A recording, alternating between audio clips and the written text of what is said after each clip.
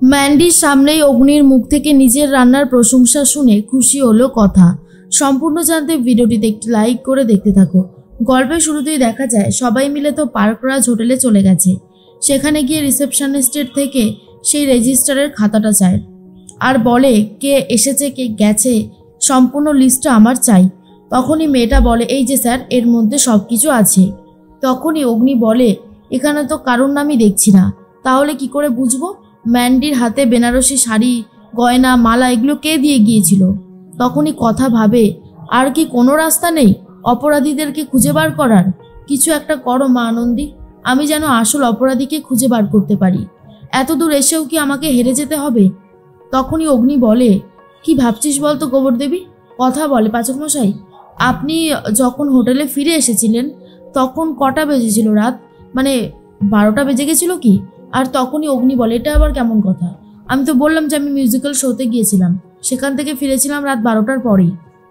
কথা বলে তাহলে পরের দিনের রেজিস্টারটা চেক করুন, কারণ 12টার পর মানে তো অন্য দিন হয়ে যায়, তাই না? তখনই অগ্নি বলে হ্যাঁ, এটা তো একদম ঠিক বলেছিস।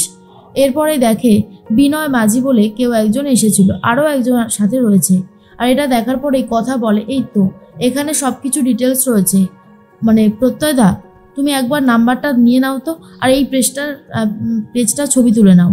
তখনই ছবি তুলে নেয়। অগ্নি তখন মনে মনে ভাবে কথা আমাকে নির্দোষ প্রমাণিত করার জন্য উঠে পড়ে লেগেছে। সত্যি আমার খুবই ভালো লাগছে যে ও আমার সাথে রয়েছে, কিন্তু এটা তো ঠিকই ও যেটা চায় সেটা আমি কোনোদিনও পূরণ করতে পারবো না, সেটা আমার পক্ষে পূরণ করা সম্ভবও নয়। জানি না আমি কি করব, তবে কথা আমাকে সাহায্য করছে, এটাই আমার কাছে ভালো লাগছে। এর মধ্যেই প্রত্যয় বলে ফোন নাম্বার তো পেয়ে গেছি, এবারে ফোন করবো তো? কথা বলে হ্যাঁ ফোন করো।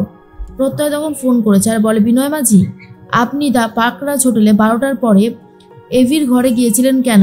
আর এটা শোনার পর সেই বিনয় মাঝি ভয় পেয়ে যায় আর ফোনটা কেটে দেয়। বলে এই রে, এবার মনে হচ্ছে আমি ধরা পড়ে যাব। তখন প্রত্যয় বলে ফোনটা কেটে দিল। অগ্নি তখন বলে ফোনটা কেটে দিল, কি হবে এখন?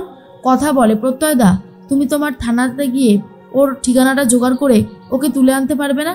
তারপরেই আমরা ওকে জিজ্ঞাসাবাদ করব। প্রত্যয় তখন বলে ঠিক আছে কথা, তুমি যেমনটা বলছো তেমনটাই হবে। কথা বলে পাচক মশাই নির্দোষ, ম্যান্ডির হাত থেকে ওকে বাঁচাতেই হবে, আর ম্যান্ডিকে আমি জব্দ করে দেবো। এদিকে মান্ডবী সমস্ত জামাকাপড় কেচে একেবারে অসুস্থ হয়ে পড়েছে, আর অন্যদিকে চিত্রা জামাগুলোকে আয়রন করে দেয় আর বলে নিজের ছেলে মেয়েকে গুহ ফার্মাসিটির একদম টপে বসাবো বলে আজকে আমাকে এত কষ্ট করতে হচ্ছে।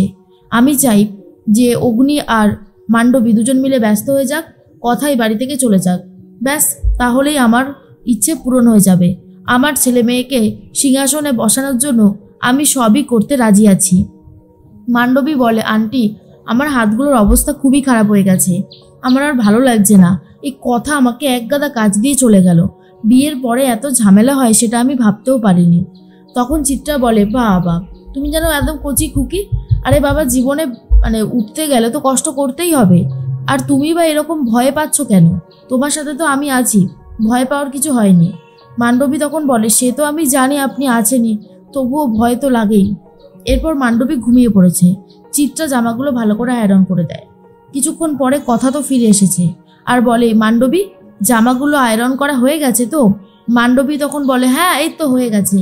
চিত্রা মনে মনে ভাবে যাক, কথা আর কোনো কিছু সন্দেহ করছে না, সন্দেহ করলে তো আমি একেবারে ফেসে যেতাম।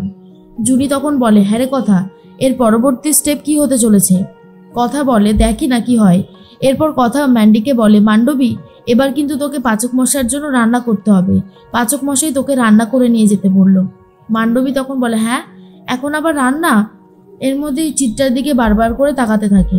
চিত্রা ভাবে মান্ডবীটার কোনো কাণ্ডজ্ঞান নেই, তাকিয়ে চলেছে তো তাকিয়েই চলেছে। এরপরেই তখনই অগ্নি মনে মনে ভাবে কি যে করছে কথাটা কে জানে। সত্যি এই ম্যান্ডির হাত থেকে আমি বাঁচতে চাই।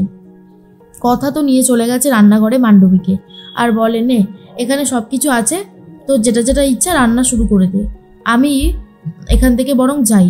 এভির জন্য রান্না করবি, তারপর ওকে খাইয়ে দিবি, কত ভালো হবে তাই না রে মান্ডবী? মান্ডবী তখন বলে ঠিক বলেছিস। এরপর কথা ভাবে নে এবারে দেখ কেমন লাগে। মান্ডবী তো কিছুই রান্না পারে না, কি করবে কিছুই বুঝতে পারছে না। আর এদিকে চিকেনটাকে পুড়িয়ে ফেলছে, পাতাটাকে পুড়িয়ে ফেলছে। আর মনে মনে ভাবে এটাকে গ্রিল চিকেন বলে চালিয়ে দেওয়ার ব্যবস্থা করব। তার মধ্যেই চিত্রা ভাবে মান্ডবী তো রান্না করতে গেল, আদেও তো রান্না করতে পারে না, কি হবে এবারে? সত্যি এই মেয়েটাকে নিয়ে না আমি আর একরকম ঝামেলার মধ্যে পড়ে গেছি। কথা বলে দেখেছিস জুনি, ঋতু আমাদের মান্ডবী কি সুন্দর স্পেশাল মেনু করছে স্পেশাল পার্সনের জন্য। তখনই ঋতু বলে, দেখ না এবার গন্ডগোলটা কি লেভেলের হবে। আরে এই রান্না অগ্নিদা খেতেই পারবে না। এরপর তো হাত ফাত পুড়িয়েও ফেলছে, রান্নাঘরের অবস্থা অনেক খারাপ করে দিয়েছে। যা দেখার পর কাকিয়া বলে, মান্ডবী তুমি এটা কি করেছো? রান্নাঘরের অবস্থা, রান্না করেছো নাকি যুদ্ধ করেছো, কোনটা? মান্ডবী বলে, কাকিয়া আমি একটু করে ফেলেছি, একটু কষ্ট করে মানিয়ে নাও, আমি এক্ষুনি আসছি এভির খাবারটা দিয়ে। এরপর এভি এভি বলে ডাকতে থাকে মান্ডবী। তারপরে এভি লুকিয়ে পড়ে, আর তখনই মান্ডবী বলে, আমি কিন্তু দেখে ফেলেছি এভি। আচ্ছা তুমি আমাকে দেখলে লোকাও কেন বলো তো? এসো এসো বাইরে এসো। এরপরে এভি বলে, কি ব্যাপার বলতে, এগুলো কি? তখনই মান্ডবী বলে, কেন? তুমি তো আমাকে রান্না করতে বলেছিলে, তাই তোমার জন্য আমি রান্না করে নিয়ে এসেছি। এভি তখন বলে, আমি তোর জন্য রান্না করতে বলেছি? কখন, কবে? এরপর বুঝতে পারে কথা নিশ্চয়ই এই কাজটা করেছে। তখন অগ্নি বলে, ও হ্যাঁ বলেছিলাম তো রান্না করতে, তা রান্না করেছিস? তখন মান্ডবী বলে, করেছি তো, এই দেখো তোমার জন্য আমি গ্রিলড চিকেন বানিয়েছি, আর এখানে লিফও আর রয়েছে। আর এইসব দেখার পরে বুঝতে পারে অগ্নি যে খাবারটা পুরোই পুড়ে গেছে। অগ্নির তো খেতে ইচ্ছা করে না। অগ্নি বলে, তুই এক কাজ কর, খাবারটা টেবিলের ওপর রেখে যা, আমি পরে খেয়ে নেব। মান্ডবী বলে, না না না না, তুমি আর পরে খাবেই না, তার থেকে বরং তুমি এখনই খেয়ে নাও, খাও বলছি। এরপর অগ্নি বলে, ইস সেটা কি রান্না করেছিস তুই? এ তো মুখে দেওয়া যাচ্ছে না। আরে পাতাগুলো সব পুড়ে গেছে, চিকেন কাঁচা, এটা খেলে আমি নিঘাত অসুস্থ হয়ে পড়বো, আমি খেতে পারবো না।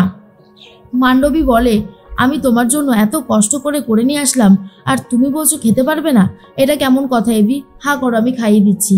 আর কথা লুকিয়ে লুকিয়ে সবটা দেখতে থাকে, আর মনে মনে ভাবে, পাচক মশাই কখন এসব খাবার খায় না রে ম্যান্ডি, তুই তো কিছুই জানিস না। এর মধ্যেই অগ্নি আর সহ্য করতে না পেরে বলে, তুই কোনোদিনও রান্না জানিস যে রান্না করতে গেছিস? শোন, যেটা পারিস না সেটা করবি না, কথাকে দেখে শেখ। কি সুন্দর গ্রিল চিকেন বানায়, ফুলকপির পাতা দিয়ে একটা চাটনি বানিয়েছিল, সেটা এখনো মনে আছে। হ্যাঁ আমরা খাই না সেটা আলাদা ব্যাপার, কিন্তু তাই বলে তুই কথার মতন চেষ্টা করিস না, যেটা তোকে দিয়ে কোনোদিনও হবে না। কথা তো একেবারে অবাক যে পাচক মশাই অবশেষে আমার রান্নার প্রশংসা করলো, এটা তো কোনোদিনও সেভাবে করেনি। অগ্নি তখন মান্ডবীকে বলে, তোর এই সমস্ত আজে বাজে রান্না আমি খাবো না, এগুলো খেলে আমি অসুস্থ হয়ে পড়বো, তুই বোধহয় সেটাই চাইছিস, কিন্তু সেটা তো হবে না, আমি খাবো না, এখান থেকে নিয়ে যা বলেই মান্ডবীর খাবারটা মান্ডবীকে দিয়ে দেয়। এরপরে কথা ভাবে, পাচক মশাইকে এইভাবে উত্ত্যক্ত করছে মান্ডবী, এই ব্যাপারটা আমাকে দেখতে হবে, কিছুতেই আমি ছাড়বো না বলে দিতে থাকে।